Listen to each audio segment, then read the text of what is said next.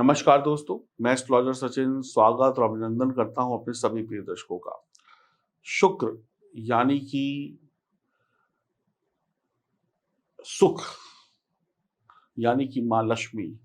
शुक्र यानी कि किस्मत का वो सितारा, अगर ये नहीं चमका तो आप भी नहीं चमकेंगे। शुक्र धन है, दौलत है, पैसा है, सुख है, स्त्री का सुख है, पुरुष का शुक्र है, सुख है, अच्छे खाने-पीने का सुख है, ऐशो आराम का सुख है। शुक्र है तो रोशनी है, शुक्र नहीं तो अंधकार है। ये है शुक्र की महिमा। शुक्र शादी भी है, शुक्र पत्नी भी है, शुक्र पति भी है, शुक्र वैवाहिक जीवन का सुख भी है, शुक्र 2 लोगों के बीच में जो प्यार होता है, वो भी शुक्र है। यही शुक्र जब अच्छा होता है, तो लोग गले मिलते हैं और यही शुक्र जब खराब होता है, तो लोग गाली-गलौज करते हैं। अब आपका शुक्र अच्छा है या खराब है, ये तो आपकी जन्म कुंडली बताएगी। इसको जानने के लिए आप अपनी जन्म कुंडली बनवा सकते हैं। बाकी शुक्र का ये गोचर आपके लिए क्या परिणाम लेकर आएगा, मैं आपको बताने वाला हूँ। शुक्र अपनी स्वयं की राशि तुला में जाएँगे, अपनी नीच राशि को छोड़कर। कुछ ही दिनों बाद, दीपावली के बाद बुध भी यहाँ आ जाएँगे, तो श्री लक्ष्मी नारायण योग भी बन जाएगा। तो शुक्र का ये गोचर आपके लिए क्या शुभ लेकर आ रहा है, क्या अशुभ लेकर आ रहा है और आपका जीवन कितना प्रभावित होगा शुक्र के इस गोचर से, मैं बताऊँगा और उपाय भी बताऊँगा। बहुत इत्मीनान से मैंने आपके लिए ये वीडियो तैयार किया है, बहुत इत्मीनान से आप ये सुनिएगा, समझिएगा, आपको सब समझ में आ जाएगा। तो आइए शुभारंभ करते हैं। आपकी राशि से आप लोग चैनल को सब्सक्राइब करना, बेल आइकन के बटन को दबाना ना भूलिएगा। फेसबुक और इंस्टाग्राम पर भी फॉलो करिए और अपनी सलाह दीजिए और दीपावली में आपके लिए सब मंगल ही मंगल हो, शुभ ही शुभ हो, ऐसी ईश्वर से प्रार्थना है। कमेंट बॉक्स में वीडियो को देखते-देखते ही, सुनते-सुनते ही लिख दीजिएगा जय माँ लक्ष्मी, ताकि माँ लक्ष्मी की कृपा आप पर सदैव बरसती रहे। और अब आपकी राशि का हाल। वृषभ राशि के जातकों के लिए शुक्र उनके लग्न और छठे भाव का स्वामी है। लग्न यानी कि पहला स्थान। लग्न से ही पूरी कुंडली को देखा जाता है, यानी कि एक ऐसा भाव जहाँ से जो ग्रह वहाँ पर होता है या उस भाव का स्वामी होता है, वो पूरी कुंडली के भावों को देखता है। और छठा भाव जो होता है वो रोग, ऋण, रिपू का है, यानी परेशानियों का है। तो कहीं न कहीं लग्न में शुक्र मजबूत है, छठे भाव में उतना मजबूत नहीं है, तो मिला-जुला 50-50। यानी कि लाइफ के कुछ पल या इस गोचर काल के कुछ पल आपके लिए अच्छे होंगे, कुछ पल कष्टदायक होंगे। अब देखिए, सेहत की दृष्टिकोण से देखा जाए तो समस्याएँ आएँगी। कोई समस्या फिर से एकदम से सामने खड़ी हो सकती है, पुरानी परेशानियाँ निकल कर सामने आ सकती हैं। अब वो कोई लड़ाई-झगड़ा हो, कोई आपने किसी से उधार लिया हो, एकदम से बोले व्यक्ति भई मुझे तो 4 दिन में पैसा वापस चाहिए अपना, या कोई बीमारी एकदम से आ जाए, डॉक्टर के पीछे भागना पड़े, या एकदम से इतनी तकलीफ आ जाए कि पैसा उधार लेना पड़े मार्केट से या किसी से भी। अब जो भी आप काम करते हैं, चाहे नौकरी करते हैं या व्यापार करते हैं, वहाँ पर आप बहुत सीरियस होके काम करेंगे क्योंकि आपको पैसे की आवश्यकता होगी। अब आपके जो शत्रु हैं वो कौन हो सकते हैं? या तो आपके ऑफ़िस में कुछ लोग होंगे जो आपसे लड़ाई-झगड़ा करेंगे, या आपके पीछे पड़ेंगे जिनकी आपसे दुश्मनी हुई या दोस्ती-यारी में। तो अपने शत्रुओं पर थोड़ी-सी नज़र रखिएगा। अब शत्रु का काम एक ही होता है, आपको हराना या आपको परेशान करना। तो शत्रु आपको परेशान कर सकता है, आपको लड़ाई में पीछे कर सकता है, या आपकी जो इज़्ज़त है उस पे कोई न कोई दाग लगा सकता है। और पैसे की कमी अचानक से आ सकती है। अब ये दीपावली का टाइम है। अब घर वाले की डिमांड होगी कि हमें ये भी चाहिए, वो भी चाहिए, फलाँ भी चाहिए। तो हो सकता है आप बिना सोचे-समझे अपने क्रेडिट कार्ड को स्वाइप करते जाएँ, स्वाइप करते जाएँ, स्वाइप करते जाएँ, और अभी तो कुछ नहीं, 50 दिनों बाद जब लाखों का बिल आएगा तब हाथ-पैर फूल जाएँगे। या फिर किसी से उधार ले लें और पैसा खर्च कर दें और 10 दिन बाद बोले कि कोई लाओ भैया पैसा वापस करो, या ब्याज पे ले लें अपनी ज़रूरतों को पूरा करने के लिए, या कोई जुआ-वुआ खेलते हैं कई लोग दीपावली में, जुआ हुआ खेला और हार गए। तो कुल मिलाकर खर्चा परेशानी बनी हुई है, गलती की तो फँस जाएँगे। अब शुक्र की दृष्टि 12वें घर पर भी होगी, 12वां घर विदेश यात्रा को भी दिखाता है। तो कुछ लोग जो जेन्युइन विदेश जाने के इच्छुक होंगे, जिनका मतलब असली में जिनको जाना चाहिए, वो लोग तो अपनी पढ़ाई-लिखाई से चले जाएँगे।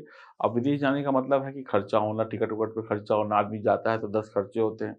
ये खर्चा अच्छा खर्चा है। अब एक आदमी जाएगा नंबर 2 के तरीके से विदेश, कि किसी भी तरीके से चले जाएँ, बाद में पकड़ के वापस आ जाए, तो यानी कि पैसे की बर्बादी हो गई। एक आदमी पैसा खर्च करेगा ज़रूरतों के ऊपर, एक आदमी पैसा खर्च करेगा अय्याशी के ऊपर, तो दोनों में फ़र्क है। अब पैसा जब रहेगा नहीं, तो फिर गड़बड़ है। तो बहुत अच्छी तरीके से प्लान बनाइए, बजट बढ़ाइए, दूसरों की दीपावली को देखकर अपनी दीपावली मत मनाइए। अगर दूसरा आदमी 56 भोग खा रहा है, तो आपको अब 56 भोग खाने की ज़रूरत नहीं है, आप नमक-रोटी से अपना घर चलाइए, अपने सर पर कर्ज़ों का बोझ मत लादिए वरना बाद में परेशान हो जाएँगे। एक दिन का 56 भोग आगे आने वाले वक़्त में अनेक रोग लगा देगा आपको। बहुत ध्यान रखिएगा, आपको मेरी बात बुरी लग रही होगी लेकिन सत्य यही है। तो जब तक आप पैसा होगा ऐसे-ऐसे उड़ा रहे होंगे तब तक अच्छा समय है। जब लोग कहेंगे वापस लाओ, बैंक कहेगी वापस लाओ, क्रेडिट कार्ड वाले कहेंगे वापस लाओ वरना 50% की ब्याज लगा देंगे, तब आप कहेंगे कि हाय! हाय! हाय! हाय! समझ रहे हैं? ऐसा ना हो कि दीपावली की रात तो बहुत दिए जलें, दीपावली के बाद छुप-छुप कर भागना पड़े, कोई पैसा ना माँग ले। शुक्र प्रेम और सौंदर्य का ग्रह है, तो ऐसे में आप अपने जीवन साथी के साथ वक़्त बिताएँ। अरे पैसा तो एक चीज़ है, आपसी रिश्तों को बढ़िया करे।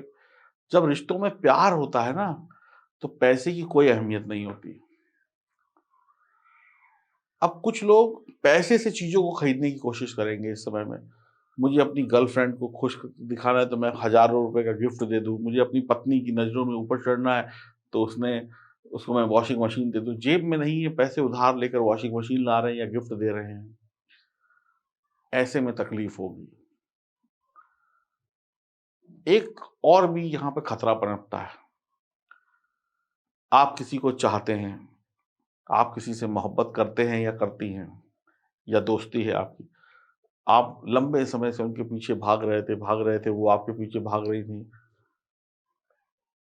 तो अचानक से ऐसा पता चले इस गोचर काल के दौरान सामने वाला कहे, "भई ठीक है, अब दोस्ती यारी थी, अब हमें आगे कोई रिश्ता नहीं रखना" और आप अपने मन में अरमान सजाए बैठे थे कि ये तो मेरी गर्लफ्रेंड है, ये तो मेरी बॉयफ्रेंड है, इससे तो मैं प्रेम करता हूँ, ये भी मुझसे प्रेम 4 बार का मिलना, 2-4 बार हँस-खेल लेना, घूमना-फिरना मोहब्बत नहीं होती।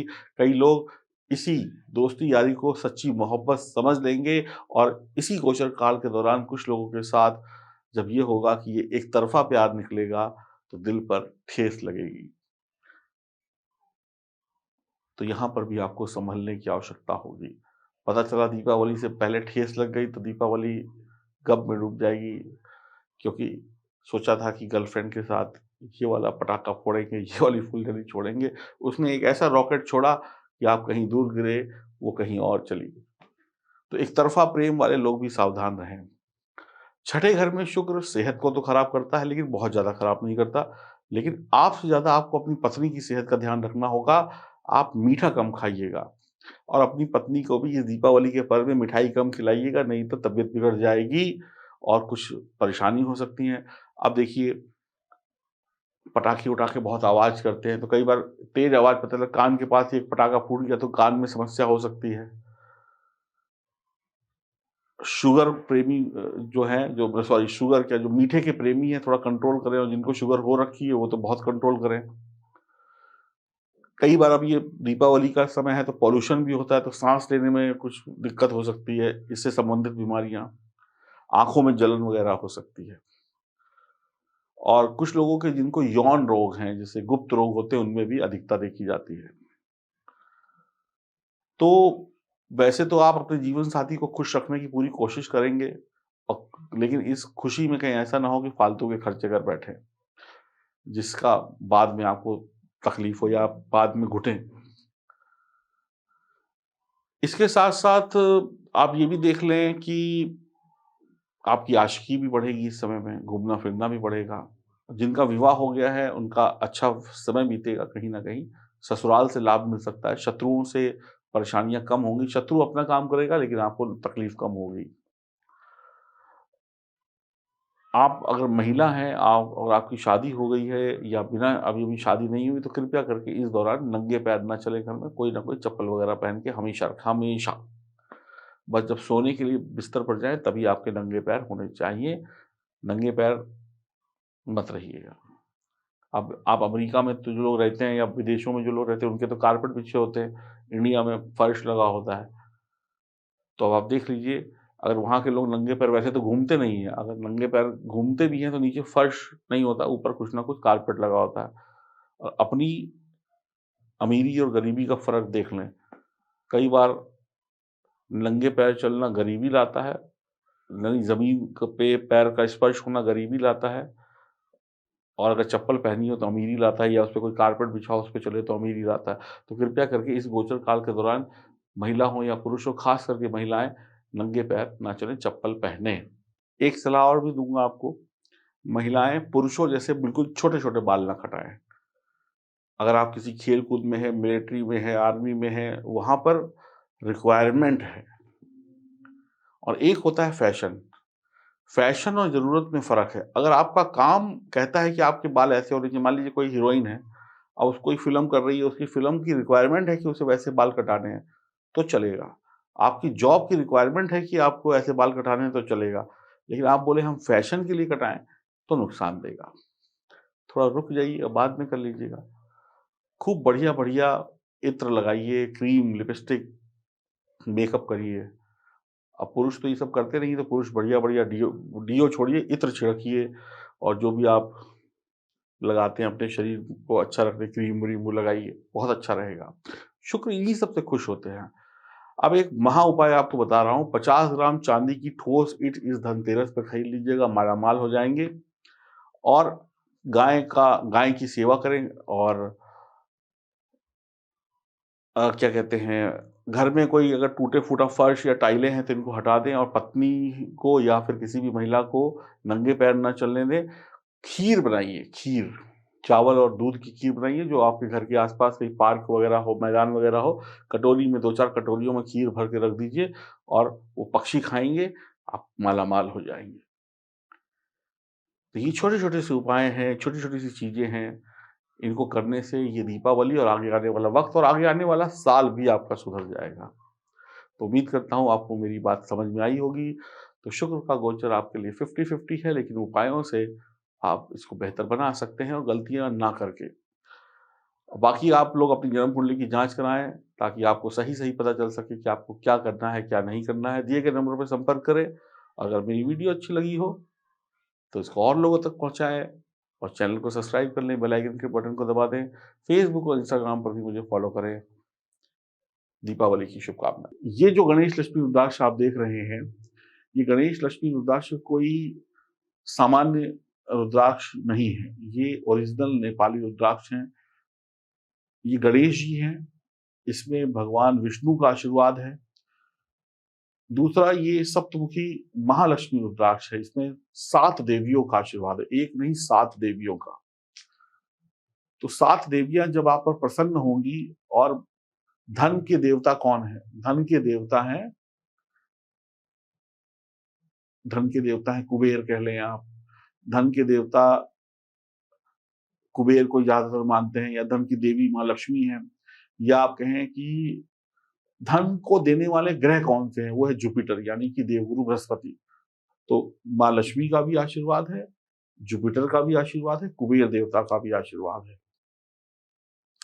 तो ये आपके लिए बहुत बढ़िया चीज़ रहेगी। जब आप इसकी पूजा करेंगे, तो आपके घर में सुख समृद्धि आएगी। इसके साथ-साथ इसमें स्फटिक का श्रीयंत्र है, जिस घर में स्फटिक का श्रीयंत्र होता है, वहाँ पे माँ लक्ष्मी दौड़ी चली आती हैं। भगवान विष्णु का वास होता है, जहाँ जहाँ पर, जिसे आप कहते हैं ना, जहाँ पर खुशबू होगी, जहाँ पर खुशहाली होगी, जहाँ पर भगवान विष्णु का वास होगा, वहाँ पर माँ लक्ष्मी अपने आप चली आएँगी। वो देखेंगी कहाँ पर स्फटिक का षड्यंत्र है, कहाँ पर गणेश, लक्ष्मी, रुद्राक्ष है जिसकी मेरा भक्त पूजा कर रहा है, मुझे उसी घर में बसना है क्योंकि वो उन्हें प्रिय है। और ये शुद्ध चांदी में मढ़े हुए हैं। मैं आपसे सिर्फ़ इतना कहूँगा, अगर इस दीपावली में आप इनकी पूजा करते हैं, इनको अपने घर की तिजोरी में रखते हैं, आपकी तिजोरी कभी खाली नहीं हो सकती, कभी खाली नहीं होगी। और कैसे पूजा करनी है, इनको क्या करना है, सब जानकारी मैं आपको दूँगा। इस दीपावली इन गणेश, लक्ष्मी, रुद्राक्ष और स्फटिक के श्रीयंत्र और इसके साथ में मिलने वाले उपहारों को मँगाइए और अपनी दीपावली को शानदार बनाइए। L51 कोड है, ₹3600 इसकी कीमत है। अभी ऑर्डर करें और अपनी दीपावली को खुशनुमा मनाएँ। नमस्कार।